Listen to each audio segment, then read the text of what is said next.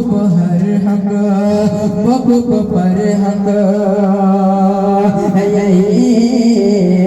मुसलमान का वक़्फ़ हमको नहीं चाहिए। मैं आप हज़रात को मुबारकबाद दे रहा हूँ कि आप इस चिलचिलाती धूप में जिस जज्बे के साथ धूप में बैठे हैं, खड़े हैं, अपने पसीने को बहा रहे हैं, ये आप गवाही दे रहे हैं कि आज अगर हम पसीना बहा रहे हैं तो कल मिली तंजीमों की तरफ से हमें आवाज़ दी जाएगी तो हम अपने खून को बहाना भी आसान समझेंगे इंशाअल्लाह ताला। क्योंकि ये हमारा वक़्फ़ का मसला, ये खालिस मजहबी और दीनी मसला है जिसका ताल्लुक हमारे ईमान से जुड़ा हुआ है और ईमान की हिफाजत हर मुसलमान की जिम्मेदारी है। हर मुसलमान अपने जिम्मे लिए हुए है कि हम अब सब चीज़ को कुर्बान कर सकते हैं, लेकिन अपने दिल से ईमान को निकाल नहीं सकते, न ईमान को किसी तरह से हम अपने ईमान को बिगाड़ सकते हैं। ईमान की हिफाजत के शोबों में से एक शोबा ये वक़्फ़ का शोबा है, इसलिए कि आज से नहीं, ये नबी करीम सल्लल्लाहु अलैहि वसल्लम के ज़माने से चला आ रहा है और ये आखिर क़यामत तक चलता रहेगा इंशाअल्लाह, और ये बाकी रहेगा। हिंदुस्तान का मसला है कि इसमें ये वक़्फ़ अंग्रेज़ के ज़माने में भी अंग्रेज़ों ने इस पर कब्जा करने की कोशिश की, लेकिन उस वक्त के उलमाए किराम ने सख्ती के साथ अपने दीन की हिफाजत के लिए और वक्त की हिफाजत के लिए जो आवाज़ बुलंद की, उस वक्त अंग्रेज़ को मानना पड़ा, अंग्रेज़ों को इसके ऊपर तहफ़्फ़ुज़ के लिए कानून बनाना पड़ा जो मुस्लिम एक्ट के नाम से जाना जाता था।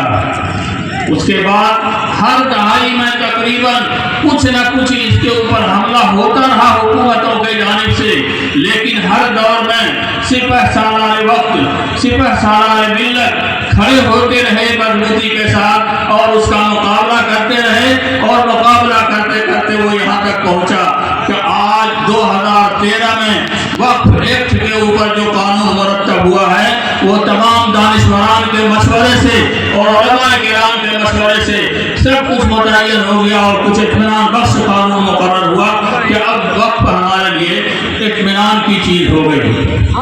लेकिन ये हुकूमत जो 2014 से हमारे ऊपर मुसल्लत हुई है, ये 2014 से सिर्फ इसका काम ये है कि मुसलमानों और इस्लाम के खिलाफ जितनी साजिशें रची जाए वो रचते रहो और इसमें ही हमारी कामयाबी है। लेकिन वो ये भूल जाते हैं कि इस्लाम का सूरज क़यामत तक बिल्कुल रोशन रहेगा।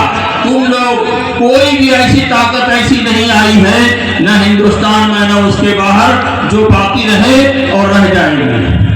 तुमने संविधान के खिलाफ और हमारे ईमान के, हमारे मसले दीन के मसले के खिलाफ ये जो कानून पास किया है, ये सिर्फ तुम अपने ताकत के गुरूर और नशे में पास किए हो।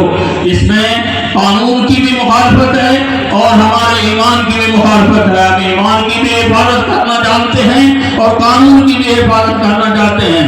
अरे बेवकूफ़ो, ये बताओ, ये तुम्हारा सेकुलर कानून ही तुम्हें आज कुर्सी पर बैठाया हुआ है जिसके तुम आज मुखालफत कर रहे हो और जिसकी तुम मुखालफत करना ये चाहते हो कब हमारा सूरज गुरूर नहीं करेगा। अंग्रेजों के सूरज के बारे में मशहूर है कि अंग्रेजों के सूरज कभी गुरूब नहीं हुआ करते थे, उनके सूरज इसी उलमाए किराम ने अपने ईमानी जज्बे से बाहर निकलकर उसको गुरूब किया। तुम कौन सी ताकत में हो, इसलिए अपने ताकत के नशे को भूल जाओ और इन सब चीज़ों से पीछे हटो। और ये वक्फ जो हमारा कानून वक्फ का एक्ट जो हुकूमत ने लागू किया है, इसको वापस लो। हम हर एतबार से इसकी मुखालफत करते हैं। जमीयत उलमा के प्लेटफार्म से भी, हमारे शरिया के और जितनी तंजीमें हैं उन सब के प्लेटफार्म से मुखालफत करते हैं। इसके इसको हर हाल में हर तरीके से इसको वापस लो। इसके किसी तरमीम को भी हम कबूल नहीं करते हैं, इसलिए कि जो हमारे लिए मुरतब किया जा चुका है वही हमारे लिए काफी है। इसलिए हम इसकी शदीद मरम्मत करते हैं और इसकी भरपूर मुखालफत करते हैं और मुतालबा करते हैं हुकूमत से कि वापस लो, वापस लो, वापस लो। ये थे जमीयत उलमा सूबा बिहार के नायब सदर जो अपने पैगाम को रख रहे थे और all India Muslim personal board की हिदायत को भी आगाह कर रहे थे कि हम सब ये आज़म करें कि इंशाअल्लाह अज़ीज Milli Tanzeem all India Muslim personal board की हिदायत पर अमल करते रहेंगे। इंशाअल्लाह करेंगे, इंशाअल्लाह अपनी तख्ती को उठा के करेंगे, इंशाअल्लाह अज़ीज आइन की हिफाजत करेंगे, इंशाअल्लाह अज़ीज हम अपने निजाम को और मुल्क के अमन सुकून की बहाल के लिए जो कुछ करना होगा इंशाअल्लाह अज़ीज करते रहेंगे। प्रोग्राम इख्तिताम को जा रहा है, चंद वक्त हमारे बीच में है, मैं 2-2 मिनट के लिए आपके बीच में लाना चाहता हूँ।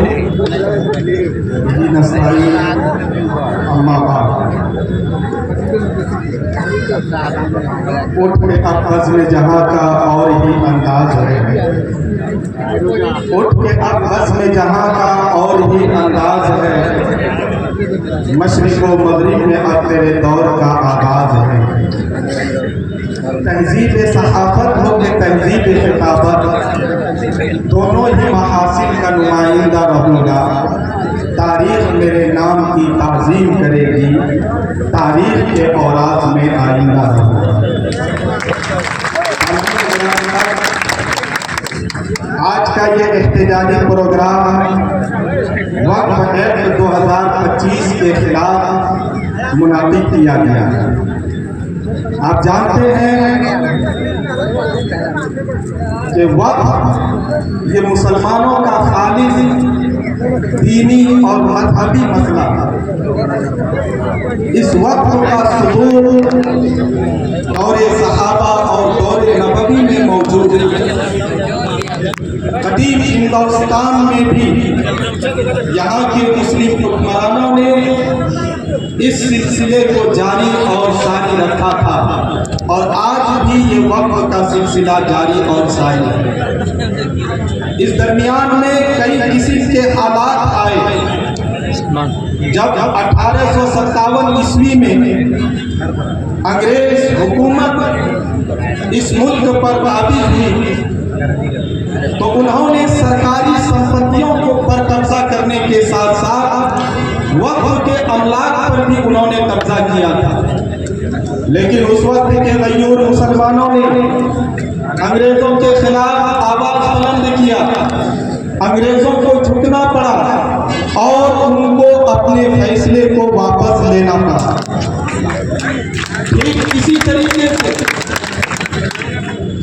आज़ाद हिंदुस्तान के बाद भी कई मर्तबा वक्फ एक्ट के अंदर तरमीमें की गई, लेकिन वक्फ एक्ट तरमीमी एक्ट 2025 में जिस तरीके से तरमीम की गई है वो तारीख का एक अलगनाक ख्वाब है। इस वक्फ के अंदर हुकूमत ने वक्फ के इंतजाम और इंसराम को कंट्रोल करने के लिए और मुस्लिम औकाफ की जायदाद को हड़पने के लिए और उनको तबाह और बर्बाद करने के लिए इस एक्ट को उन्होंने तरतीब दिया। ये एक्ट दस्तूर हिंद के बुनियादी हुकूक दफा 14, 15 और 26 से मुतसादी है और मुसलमानों के लिए इंतहाई संगीन और खतरनाक कानून। हम मुसलमान आज के इस एहतजाज के जरिए ये पैगाम देने की कोशिश करते हैं कि हम इस वक्फ एक्ट कानून को किसी भी कीमत पर बर्दाश्त करने के लिए तैयार नहीं।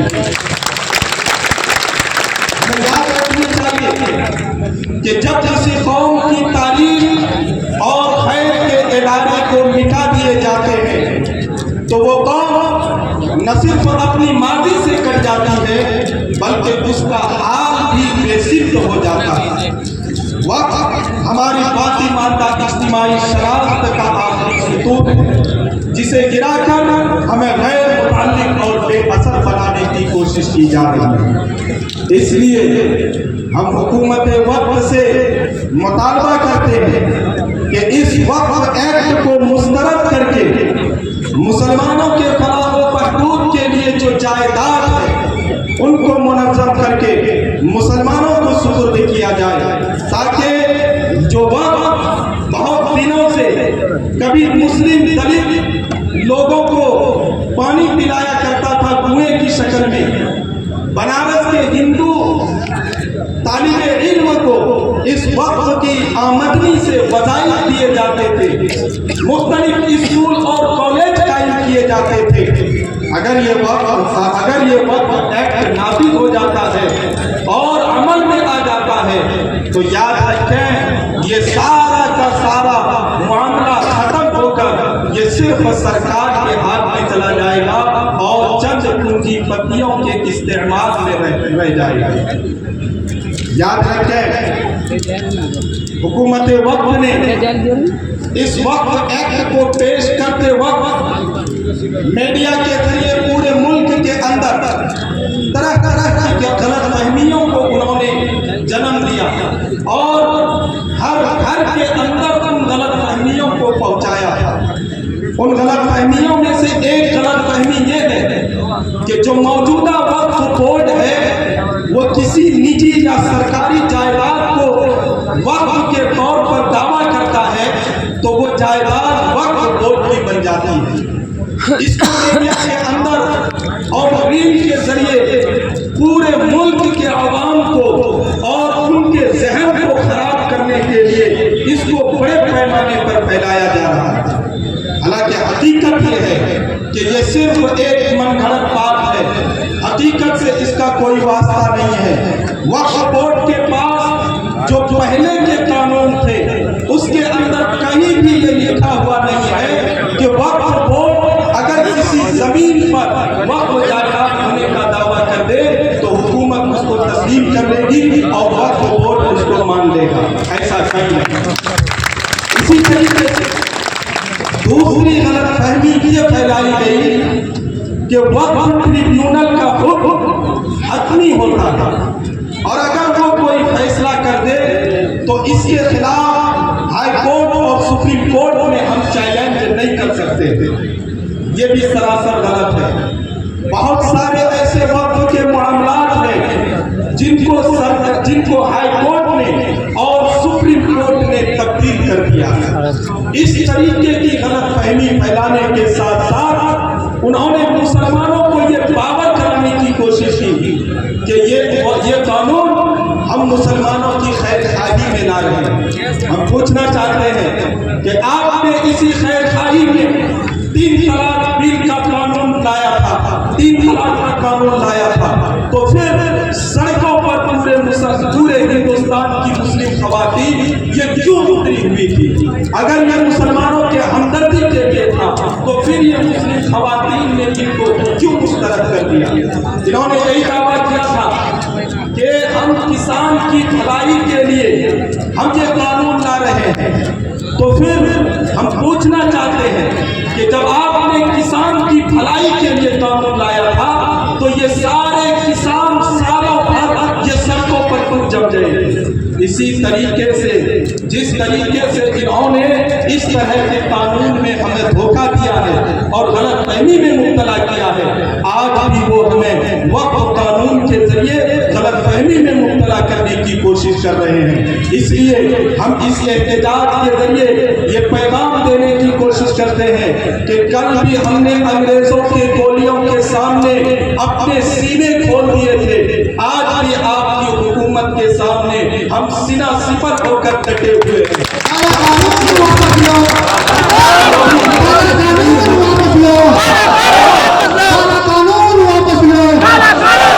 हिंदुस्तान जिंदाबाद, संविधान जिंदाबाद। याद रखिए, आपकी गोलियां कम पड़ सकती है लेकिन मुसलमानों के सीने कम नहीं पड़ेंगे। लेकिन मुसलमानों की हिम्मत और हौसले पस्त नहीं हो सकते हैं। इसलिए जब तक ये कानून वापस नहीं होगा हम डटे रहेंगे, शांतिपूर्ण तरीके पर, पुरअमन तरीके पर, हर महाज पर, हर जगह पर हम डटे रहेंगे और इंशाअल्लाह करेंगे। याद रखें, दिल ना उम्मीद तो नहीं, नाकाम ही तो है। दिल ना उम्मीद तो नहीं, नाकाम ही तो है। लंबी है गम की शाम मगर शाम ही तो है। दस्ते फलक में गर्दिशे तकदीर तो नहीं, दस्ते फलक में गर्दिशे अय्याम ही तो है। हुकूमत वक्त से हम मुतालबा करते हैं कि इस काला कानून को रिजेक्ट करके वक्त की हैसियत को बहाल करे, वक्त की मिल्कियत और वक्त को जो ताकत थी उस ताकत को बहाल करने की कोशिश करे। मैं इन्हीं चंद बात के साथ अपनी बात को खत्म करता हूँ। वाखिरु दावाना अल्हम्दुलिल्लाहि रब्बिल आलमीन। जय हिंदुस्तान, जय संविधान। बहुत हम जैसे से वो समझानी है बगावत कर ली है, नादान समझ बुज़दिल इनको, लहरों ने बगावत कर ली है। हम परवाने हैं मौत समा, मरने का किसको खौफ यहाँ, रे तलवार तुझे झुकना होगा, गर्दन में बगावत कर ली है। सभी को पता है, सभी लोगों ने सारी बातें बताई। हमारे उलमाए कराम पिछले जब से ये कानून बना है तब से आपकी मस्जिदों में अलग अलग प्रोग्रामों में चीख कर बता रहे हैं, समझा रहे हैं कि वक्त क्या है, इसका विरोध क्यों जरूरी है, आखिर सरकार ये कानून क्यों लाना चाहती है। सभी लोगों को पता हो चुका है। मैं आपसे बस इतना ही कहूंगा, इस चिलचिलाती धूप में आप यहाँ पर आए हैं इस वक्त के कानून को विरोध दर्ज कराने के लिए, वक्त कानून को सरकार को वापस लेने के लिए, ये अपील करने के लिए, ये आह्वान करने के लिए। तो ऐसी ही कोई चाल चली थी सरकार ने, और वो चाल ये थी कि कुछ टोपी वालों को, कुछ दाढ़ी वालों को ऐसी कमरे में बैठाकर पूरे देश में ये नैरेटिव फैलाया गया कि मुसलमान सरकार के इस कानून के साथ है। लेकिन ये चिलचिलाती धूप में, इस भीड़ में, ये नहीं कि सिर्फ बांका के भेड़ा मोड़, देश के अलग अलग हिस्सों में, देश के अलग अलग जगह पर, बिहार के अलग अलग जिलों में ये हर रोज ये प्रोटेस्ट हो रहा है, हर रोज ऐसी भीड़ जमा हो रही है। चिलचिलाती धूप में लोग खड़े हो रहे हैं, उलेमा आवाज दे रहे हैं, इमारत शरिया आवाज दे रही है, जमीयत उलमा हिंद आवाज दे रही है, औलिया मुस्लिम पर्सनल लॉ बोर्ड आवाज दे रही है। आप उस एक आवाज पर तोड़ चले आते हैं। इसका मकसद सिर्फ यही है, इस सरकार से आपका ये कहना है, सरकार के तक आप ये बात पहुंचाना चाहते हैं कि नहीं नहीं नहीं, हम इस कानून को नहीं मानते, नहीं नहीं नहीं, ये कानून हम पर नाफिज नहीं कीजिए, नहीं, हम इस कानून को कानून वापस ले,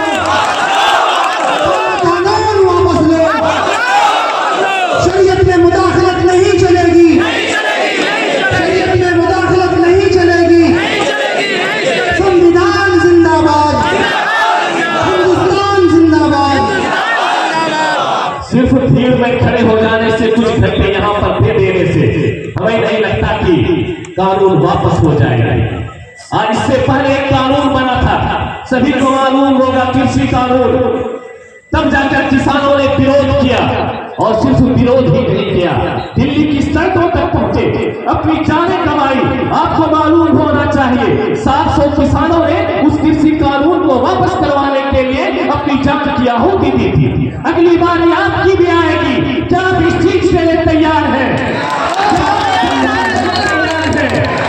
क्या आप दिल्ली अगर बुलाया जाएगा वहां जाने को तैयार है? बिल्कुल, तभी आपके इस काले कानून को सरकार वापस लेगी। ये इनकी एक गुजारिश थी, ये इनका एक आह्वान था, आपको चेक करना था कि क्या आप यहाँ पहुंचते हैं कि नहीं है। लड़ाई अगर 5 तारीख को सुप्रीम कोर्ट में जो सुनवाई हो रही है, अगर हमारे हक में फैसला नहीं आया तो इमारत शरिया है, हमारी मिल्ली तंजीमें हैं, चाहे वो औलिया मुस्लिम पर्सनल लॉ बोर्ड है, कोई न कोई बड़ा फैसला लेगी। क्या उस सारे फैसले को मानने के लिए आप तैयार हैं? क्या आप जाने को तैयार है? क्या घरों से निकलने को तैयार है? बिल्कुल, जिस चिंता दिली के साथ आप धूप में खड़े होकर, मैं सैल्यूट करता हूं हमारी माँ और बहनों को। जब 3 तलाक की बारी आई थी तब भी आपने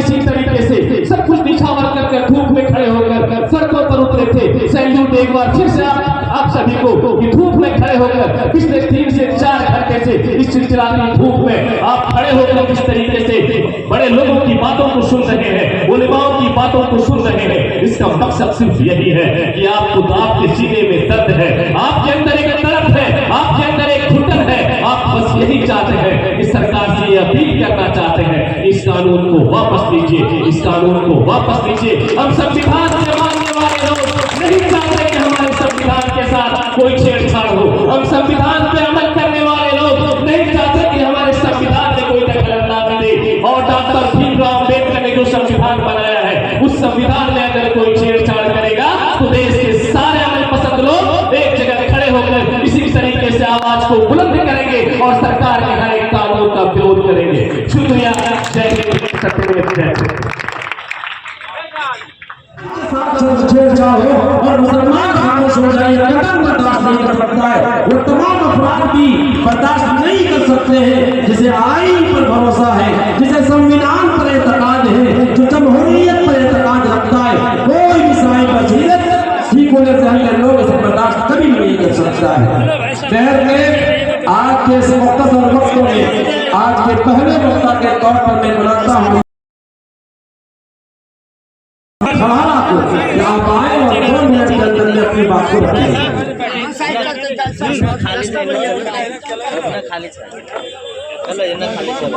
अस्सलाम वालेकुम रहमतुल्लाहि व बरकातहू।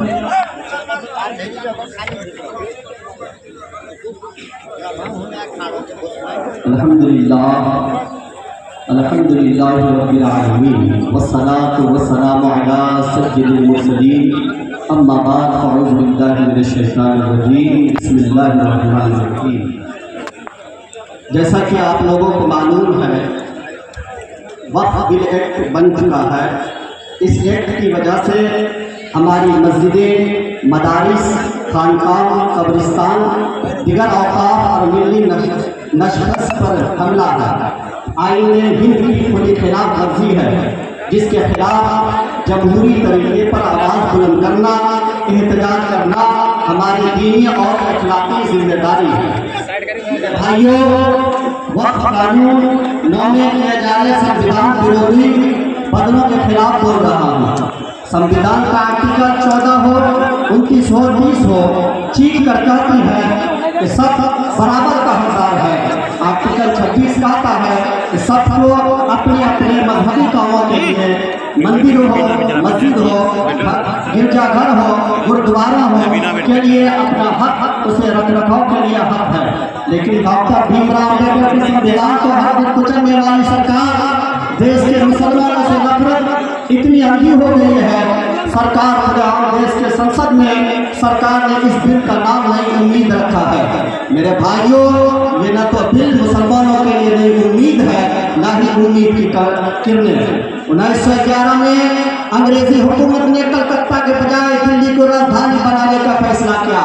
रायसीना का बीच के हुकूक की और वक्फ की नहीं है, हिंदुस्तान के कानून की हिफाजत की है, संविधान की हिफाजत की है। जो अगर ये कानून पास कर दिया गया, ये मोदी सरकार यूसीसी पर आगे गौर करेगी।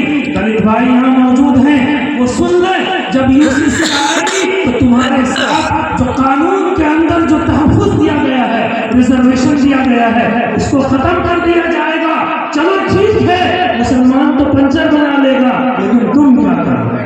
ये बात आप याद रखें। इसीलिए दलित भाइयों, आप सबको हमारे साथ देना होगा अगर आप आज से चाहते हैं कि यूसीसी के ऊपर मोदी सरकार कुछ गौर न कर सके। और एक आखिरी बात कहकर मैं अपनी बात खत्म करूंगा, क्योंकि वक्ता की तादाद बहुत ज्यादा है।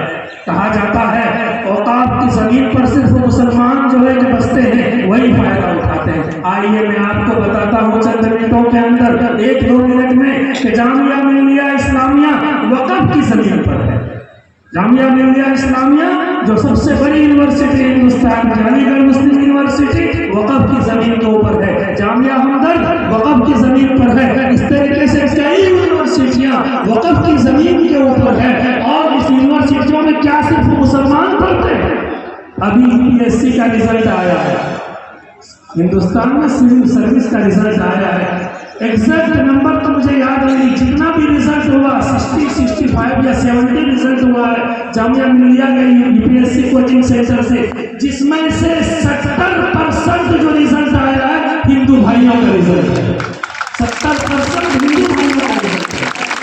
ये कहना चाहते हैं हम मुसलमानों के वक़्फ़ की हिफाजत कर रहे हैं, हम कैसे आप पर यकीन करें? आपने तो अयोध्या में आर्मी की जगह को, हिंदुस्तानी सेना की जगह को अपने दोस्त अडानी को बेच दिया है, और फिर हम कैसे आप पर यकीन करें कि आप हमारे 8 लाख एकड़ की हिफाजत कर लेंगे? बम्बई के अंदर पिछले साल अटल सेतु का उद्घाटन हुआ। मैं आपको एक डेटा दे रहा हूँ, आप याद रखें, अटल सेतु जो नवी मुंबई को जोड़ता है, उस बीच में 5000 एकड़ जमीन है, जिसको इसी मोदी सरकार ने अपने दोस्त अंबानी को जो बेचा है 22 लाख रुपए एकड़ में 5000 एकड़ जमीन, जिसकी असल कीमत 1 एकड़ के 25 करोड़ रुपया है। ये मोदी जी 25 करोड़ की जो हुकूमत की जमीन है, हमारे मुल्क की जमीन है, अपने दोस्त अंबानी को 22 लाख में दान में दे देते हैं। हम मोदी जी से पूछना चाहते हैं, तुम तो बहुत ज्यादा माहिर हो, तो फिर इतनी सस्ती क्यों बेच दी? अंदर टेबल क्या कुछ हुआ है, इसका भी ब्यौरा आपको पास करना पड़ेगा मेरे मोहतरम बुजुर्गों दोस्तों। इसलिए मैं ये चाहता हूँ आज आप आज़म करें, आज आप इरादा करें, जिस तरीके से यूसीसी के खिलाफ, CRNRC के खिलाफ शाहीन बाग की तहरीक खड़ी थी, हमारे खवातीन बगैर बुलाया जाती है, आपके अजमत को सलाम है। तुम आयशा की और जो है कि फातिमा की और सुमैया की तुम लोग जो है कि जनशीन हो।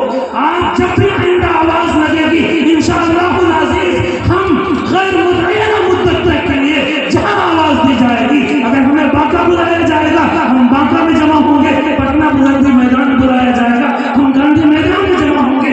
और अगर ये हुकूमत ये चाहेगी कि हम इनको गोलियों से, लाठी डंडों से इनको हम भगा देंगे, तो याद रखें, जब तुम्हारे हिंदू महासभा वाले लोग आजादी के वक्त में अंग्रेजों की मुखबिरी कर रहे थे, लाल किला की लाली गवाही दे रही है, चमचनी चौक से खैबर तक की सारी दरख्तों के ऊपर लाशें लटकी की गवाही दे रही है, और इंडिया गेट की तख्ते को देख लीजिए जहाँ हमारा नाम लिखा हुआ है, तो मुखबिरी कर रहे थे, हम अंग्रेजों से धोखा लेने लगे। मैं एक बात कहकर अपनी बात खत्म करता हूँ, न तेरा है न मेरा है, ये हिंदुस्तान सबका है।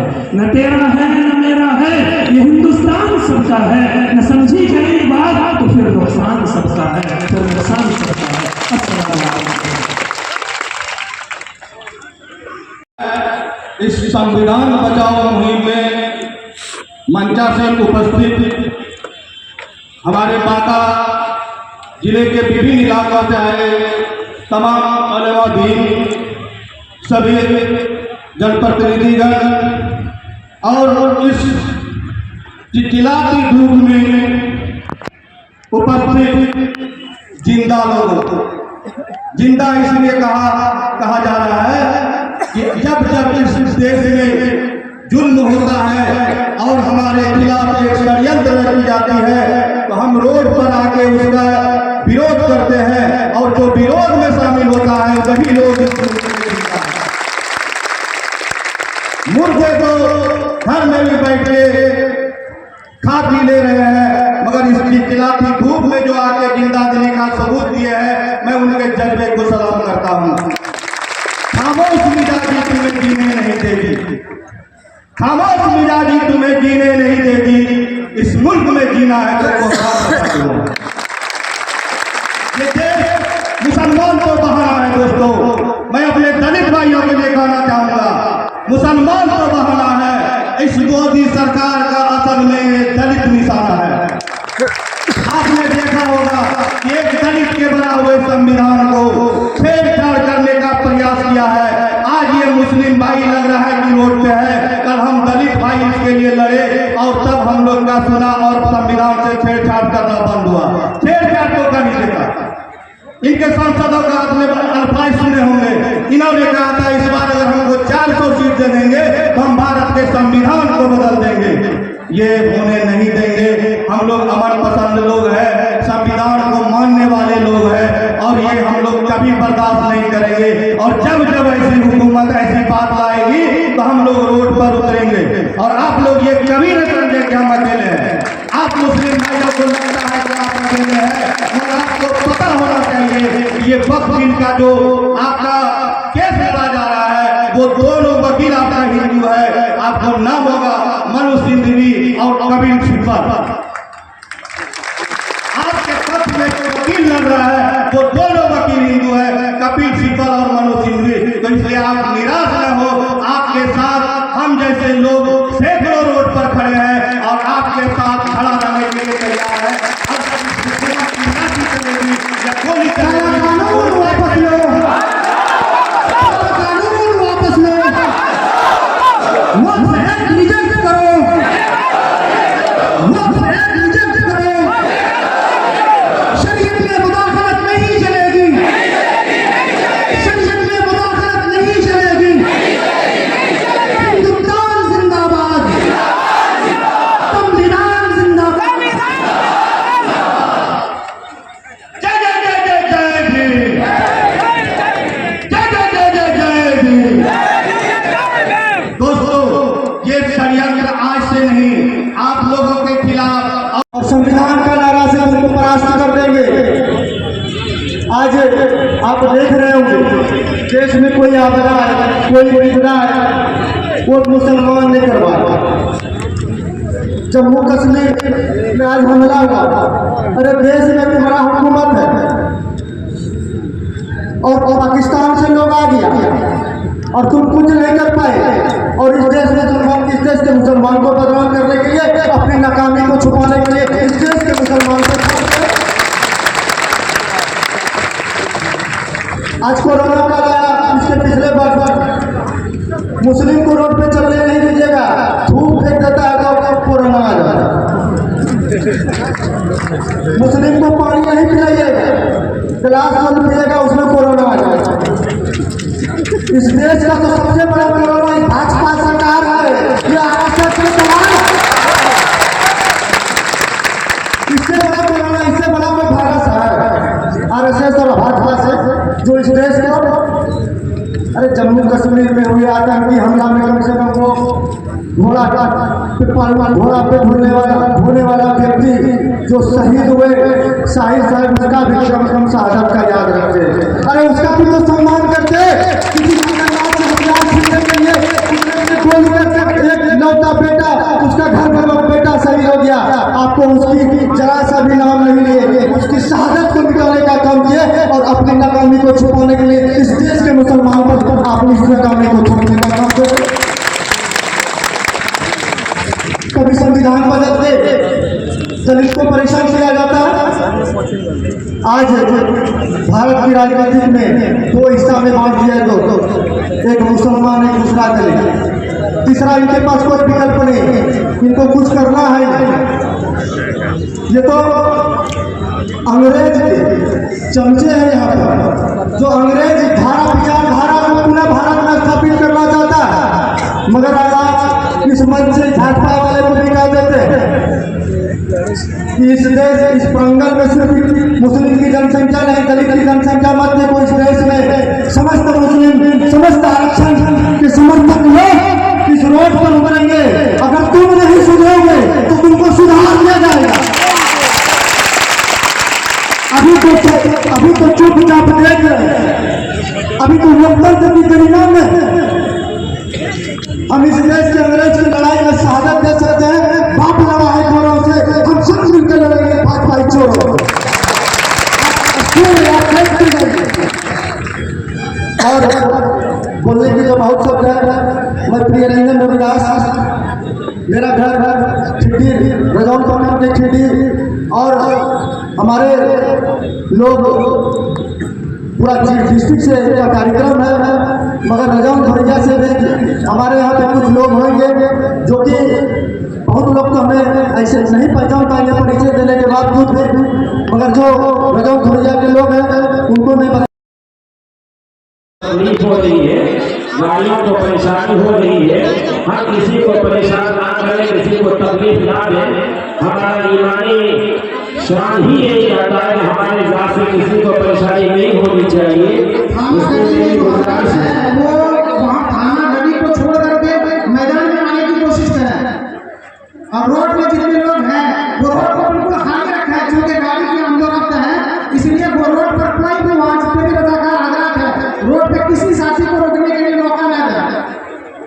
सामने में उत्तर जानिए पानी का इंतजाम रखा गया है, इसको प्यास की शिद्दत हो आप वहाँ भी चले जाए, दोनों तरफ पानी का इंतजाम है, वहाँ चले जाए। कुरान मजीद की तिलावत और क़ुरान पाक और तहरीर की सदारत के बाद मैं आज के इस मजलिस की सदारत फरमा रहे मौलाना इकबाल साहब, मैं गुजारिश करूंगा आप अपनी तौहीदी और कलिमात तशक्कुर पेश करें ताकि बाद में हम अपने वक्ता और मुक़र्रिर को बुला करके तहफ़्फ़ुज़ औक़ाफ़ और आइन बचाव कॉन्फ्रेंस से मुताल्लिक़ बुला सके। सारे लोग अपनी बातों को रखेंगे और अपने पैगाम को ऊपर तक पहुँचाने की कोशिश करेंगे। हज़रत मौलाना इकबाल साहब।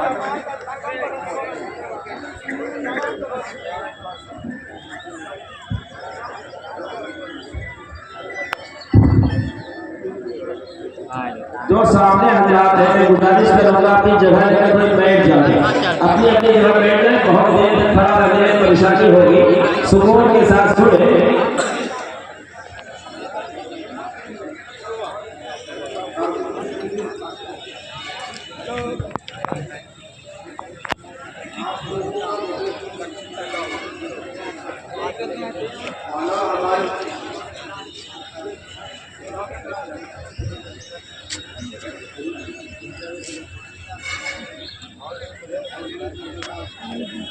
वक्त तरमीम के सिलसिले में हमारे हुकूमत का रुख बड़ा अफसोस लग रहा है।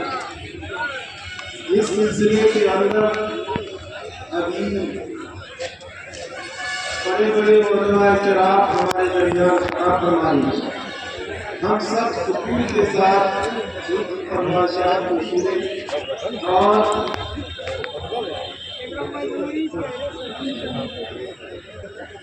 उस पर अमल किया हो। साथ ही हमारे जितने मेहमान किराम यहाँ तशरीफ ला रहे हैं, हम सबों का शुक्र अदा करते हैं।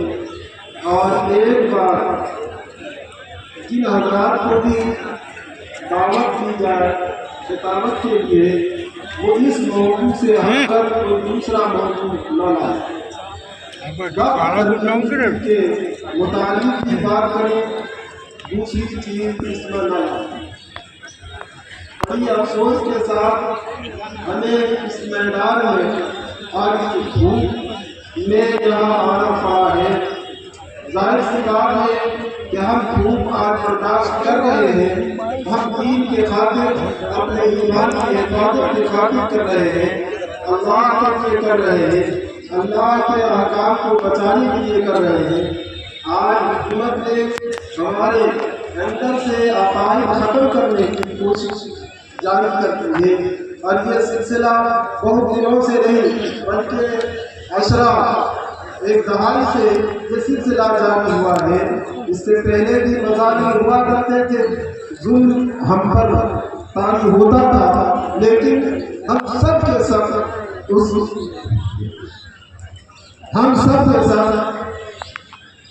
जरा सी एहतजाज करके फौरन उसका ऐसी हुकूमत आ गई है कि हम एहतजाज का सारे लोग सड़कों पर आ जाते हैं, मर मिट गए हैं, लेकिन ये हुकूमत कितनी गूंगी और बहरी हो चुकी है कि ये किसी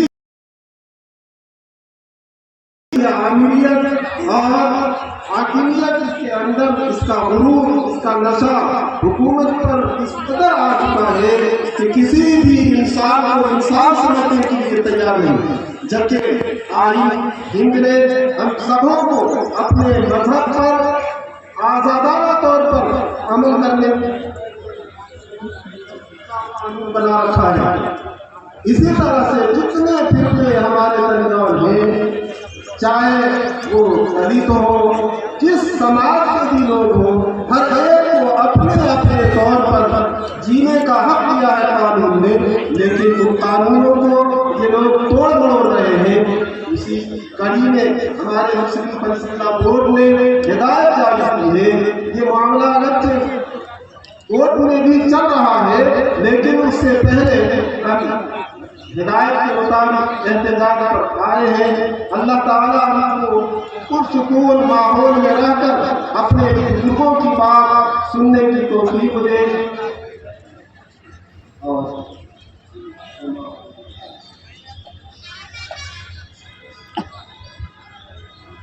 बहुत बहुत शुक्रिया। हमारे सदर आले कदर थे जो अपनी बात रख रहे थे, इत्तेनाद तशक्कुर पेश कर रहे थे, अल्लाह जज़ाए खैर अता फरमावे। हम सबको पता है कि आज हम सब तहफ़्फ़ुज़ औक़ात व आइन बचाओ कॉन्फ्रेंस से मुताल्लिक़ तशरीफ़ लाए हुए हैं, इसलिए औक़ात कहते वक्त कहते हैं इसे हम सबको जानना चाहिए। वक्त कहते हैं जिन्होंने अपनी जायदाद को अल्लाह के नाम पर दे दिया, तो जैसे अल्लाह के नाम पर दिया है तो गोया उसकी मिल्कियत ख़त्म हो करके हो गई और उसके मालिक अल्लाह रब्बुल इज़्ज़त हुआ। अब ना उसे कोई बेच सकता है, न किराए पे ले सकता है, न उजरत पे ले सकता है, सिर्फ उसकी मनफात और फ़ायदा अवामुल नास तक पहुँचेगी। आज वक्त के साथ छेड़छाड़ का मामला ऐसा ही है, गोया अल्लाह की मिल्कियत के साथ छेड़छाड़ का मामला हो रहा है, जो मुसलमान बर्दाश्त नहीं कर सकता कि अल्लाह की मिल्कियत में छेड़छाड़ हो रहा है। आज अजीब तरह के कानून पास किए जा रहे हैं कि अब वक्त भी कोई करे तो 5 साल का प्रैक्टिस मुसलमान हो। ये मुझे बात समझ में नहीं आती है कि सरकार उसे किस मेयार से नापना चाहती है कि प्रैक्टिस 5 साल का कैसे होगा। उसकी पेशानी के निशानात को देखना चाह रहा है या दाढ़ियों को नापना चाह रहा है या कुर्ता पायजामा की लंबाई को झाँक तोड़ कर करना चाह रहा है, ये बात समझ में नहीं आ रही है। यहाँ पॉलिटिक्स करेगा, पहले भी उन्होंने मुक्ति खाई है, आज भी वो यहाँ मुक्ति खाएगा और वो शरीर रुस्वा हो जाएगा। नफरत की सियासत देर तक नहीं चलती है, मोहब्बत हमेशा जिंदा रहती है और मोहब्बत वाले भी हमेशा जिंदा रहते हैं। आज मुल्क में हमसे वफादारी का टिकट मांगा जाता है, सनद मांगा जाता है, बिल लाकर के परेशान किया जा रहा है, मुसलमानों को गद्दार कहा जा रहा है, कभी हमारे किसान भाइयों को देशद्रोही और गद्दार कहा जाता है, कभी और दीगर बिरादरान को गद्दार कहा जाता है। मैं बता देना चाहता हूँ, आज हमारी तारीख को भी नष्ट किया जा रहा है, तारीख को उलट दिया जा रहा है, हमें हमारे हमारी तारीख को पेश की जा रही है, कभी औरंगजेब के ऊपर, कभी और किसी के ऊपर। हम मुसलमान गद्दार हैं, कौन वफादार है? संविधान में छेड़छाड़ आप कर रहे हैं, गद्दार मुसलमान है, तारीख को आप पलट रहे हैं, गद्दार मुसलमान है। आप हर काम को करें, हर वो काम जो मुल्क के भी खिलाफ हो, संविधान के भी खिलाफ हो और हर धर्म के खिलाफ हो, और इल्जाम हमारे ऊपर आए हैं, ये कोई भी बर्दाश्त नहीं करेगा। मैं आपको एक छोटी सी तारीख बताकर बात हो गया।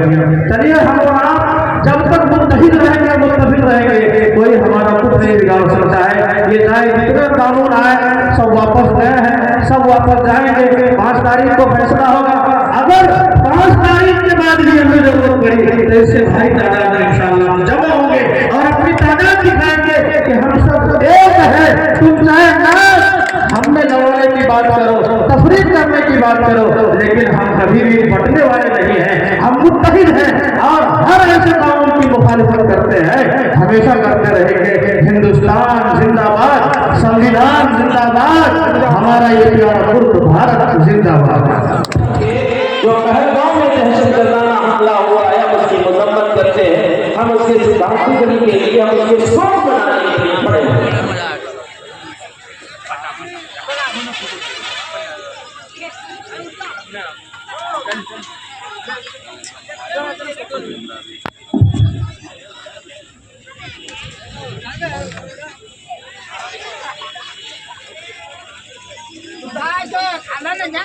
की तरफ से हमारे जीवा